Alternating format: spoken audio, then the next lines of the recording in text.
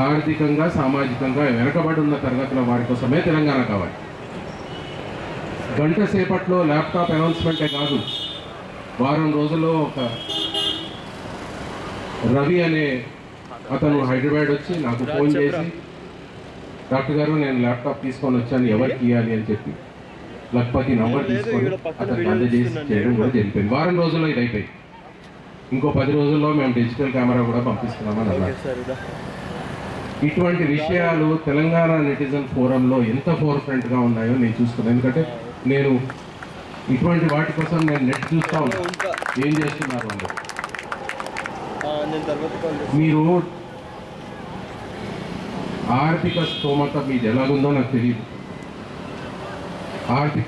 నేను fluorosis areas visit చేశాను, అక్కడ వాళ్ళ పరిస్థితి ఎటువంటిదో నేను చూసుకున్నాను. నేను వాళ్ళని బాగు చేయడానికి బయలుదేరే మీ గురించి మాట్లాడుతున్నాను. మీ ఆర్థిక స్తోమత ఎట్లున్నదో తెలియదు, ఎక్కడి నుంచి డబ్బులు సేకరిస్తున్నారు, ఎవరెవరు మీకు హెల్ప్ చేస్తున్నారు అన్నది, ఎంతమంది ముందుకు వస్తున్నారు నాకు తెలియదు. కానీ ఈ ల్యాప్టాప్ కెమెరా సంఘటన జరిగిన 4-5 రోజుల్లో మళ్ళీ ఇంకో ఫోటోగ్రాఫ్ చేశాను. Telangana netizens forum water solution కోసమని నల్గొండ వెళ్తుంది, ఒక 30 మంది పిల్లలు ఒక బస్సు తీసుకొని వెళ్తున్నారు అని. మీరు బస్సు ఎలా తీసుకొచ్చారో తెలీదు, అక్కడ ఎన్ని రోజులు ఉన్నారు, అన్ని రోజులు మీ భోజనము అవన్నీ చేశారా లేదా తెలియదు. కానీ వెంట్రుకలు లేచి నిలబడ్డాయి మీరు చేస్తున్న పనులు. అసలు ఇటువంటివి కావాలి. రేపు పొద్దున్న సమాజం ఒకటి కావాలంటే ఇటువంటి కావాలి. అయితే ఫ్లోరోసిస్ అన్నది ఇవాళ ఎవరికన్నా క్యాన్సర్ వచ్చిందనుకోండి, దానికి మనం ఏం చేయలేము. క్యాన్సర్ మనకి తెలియకుండా మన కంట్రోల్లో లేకుండా వచ్చే జబ్బు. నేను ఒక డాక్టరు, ఒక కడుపుకు సంబంధించిన సర్జన్ని కాబట్టి నాకు తెలుసు. మేము ఎన్ని సర్జరీలు చేసినా కానీ, కీమోథెరపీలు ఇచ్చినా, రేడియోథెరపీలు ఇచ్చినా బాగుపడతారా లేదా తెలియదు. కానీ కొన్ని జబ్బులు ఆది కాలం నుంచి వింటూ వస్తున్నాం, prevention is better than cure. Fluorosis అన్నది ఒక మన మానవ తప్పుతో వస్తున్న జబ్బు, మనము కల్పిస్తున్న డిజీజ్. ఫ్లోరిన్ కంటెంట్ ఎక్కువైనందుకు బోన్స్ అన్నీ సాలిడిఫై అయిపోయి వంకర తిరిగి వస్తున్న జబ్బు. అది మన చేతిలో ప్రివెంట్ చేయగలిగే జబ్బు. మరి దాన్ని ప్రతిసారి సంవత్సరాల నుంచి పోట్లాడుకుంటూ వస్తున్నారు. దాన్ని ఎందుకు బాగు చేయడానికి ప్రయత్నించడం లేదో ఎవరికి అర్థం కావట్లేదు. నల్గొండ నీళ్ళు అలాగే ఉన్నాయా అంటే, ఎవరికైతే ఫిల్టర్డ్ వాటర్స్ వస్తున్నాయి, ఎవరికైతే మినరల్ వాటర్స్ వస్తున్నాయి, ఒక 70% మనుషులకు ఏం కావడం లేదు కదా. కొన్ని ప్రదేశాలు పూర్తిగా ఫ్లోరోసిస్తో నిండిపోయింది, పూర్తిగా.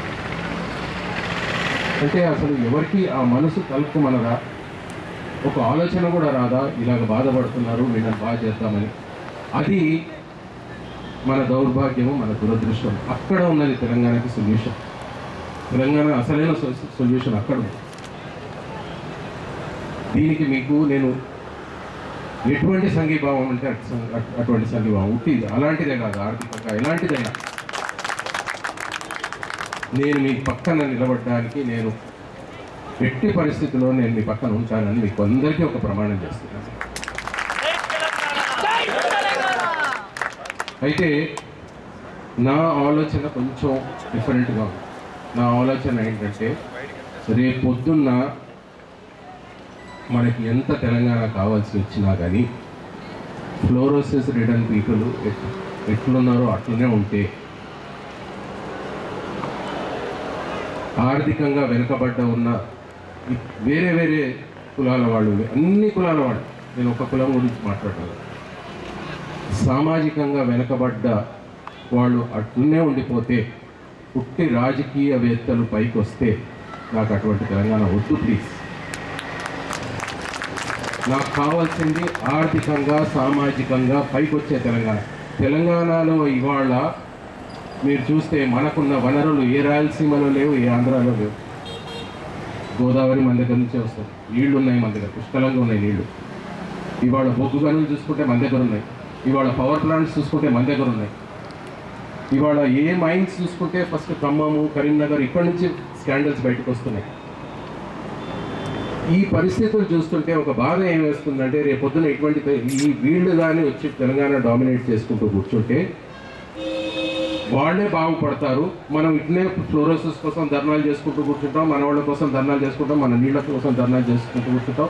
తెలంగాణ ఎందుకు వచ్చిందిరా అనే ఒక బాధ రావద్దు మనకి. ఎందుకంటే ఒక సెంటిమెంట్తో కూడిన ఉద్యమంలో మీరు చాలా సార్లు చూశారు, ఆ సెంటిమెంట్ ఒక్కసారి ఫినిష్ అయిపోతే దాని తర్వాత రిగ్రెట్స్ మొదలవుతాయి. మీరు చూశారు బాబ్రీ మస్జిద్ అన్నారు, అందరూ కొట్లాడారు దానికోసం, హిందుత్వం అని అంతా. బాబ్రీ మస్జిద్ కూలినాక బీజేపీ ఒకసారి వచ్చింది, దాని తర్వాత ఫినిష్ అయిపోయింది బీజేపీ.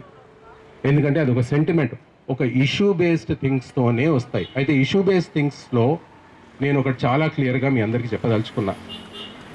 40-50 సంవత్సరాల నుంచి చాలామంది ధర్నాలు చేస్తూ ఉన్నారు, రౌండ్ టేబుల్ కాన్ఫరెన్సెస్ చేస్తూ ఉన్నారు. దీంతో వచ్చేది ఏం లేదు, మీరు చెయ్యండి, చెయ్యొద్దని అనడం లేదు. కానీ గ్రామాలలో పోయి మనం ఎడ్యుకేట్ చేసే వరకు ఇది అవసరం మనకి. ఇవాళ తెలంగాణ అంటే ఉత్తేజం ఎందుకు వచ్చింది? గ్రామాలలోంచి వచ్చింది. గ్రామాల నుంచి ఒక ఉవ్వెత్తున ఒక ఉద్యమం ముందుకు వస్తుంది. అటువంటి ఉద్యమం మనం ముందుకు తీసుకొచ్చినప్పుడే, మనం వెళ్ళి మేమున్నాంరా మీ అందరికీ అని కూర్చొని వాళ్ళకి ధైర్యం చెప్పినప్పుడే మనకి కావాల్సిన తెలంగాణ వస్తుంది.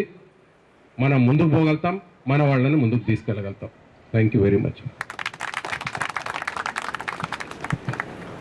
వినయ్ కుమార్ సార్ గారికి ధన్యవాదాలు తెలియజేస్తున్నాం.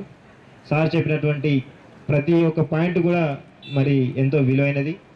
ఎందుకంటే సార్ డాక్టర్గా అనేకమైనటువంటి మరి డాక్టర్గానే కాకుండా బడుగు బలహీన వర్గాల సంక్షేమం కోసం మరి అనేక ఒక గ్రౌండ్ లెవెల్లో వర్క్ పనిచేస్తున్నటువంటి వ్యక్తి వినయ్ కుమార్ గారు.